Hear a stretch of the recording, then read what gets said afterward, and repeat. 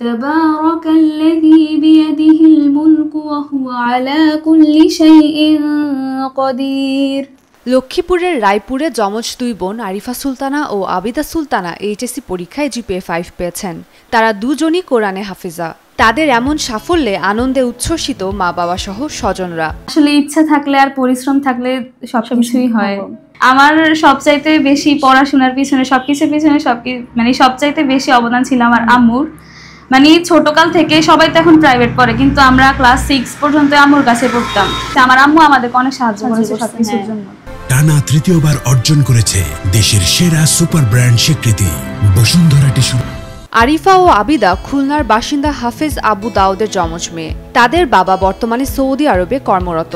আমরা দুই বোন, আর আম্মু তো আমাদের সাথে থাকে, আর বাবা বিদেশে থাকে, আর সৌদি আরব। সে কারণে তারা ছোটবেলা থেকেই মা সালমা আক্তারের সঙ্গে নানার বাড়ির এলাকার রায়পুর পৌরসভায় একটি বাসায় ভাড়া থাকেন। আরিফা ও আবিদা চাঁদপুরের গৃহকালিন্দিয়া হাজেরা হাসমত কলেজের মানবিক বিভাগ থেকে এবছর এইচএসসি পরীক্ষায় অংশ নিয়েছে। জানা গেছে 18 বছর বয়সে মাত্র 1.5 বছরের মধ্যে পবিত্র কোরআন শরীফ মুখস্থ করেছেন আরিফা ও আবিদা। একই সঙ্গে তারা হাফেজা হন। চাচা হাফেজ মশিউর রহমানের কাছেই কোরআন মুখস্থ করেছেন তারা।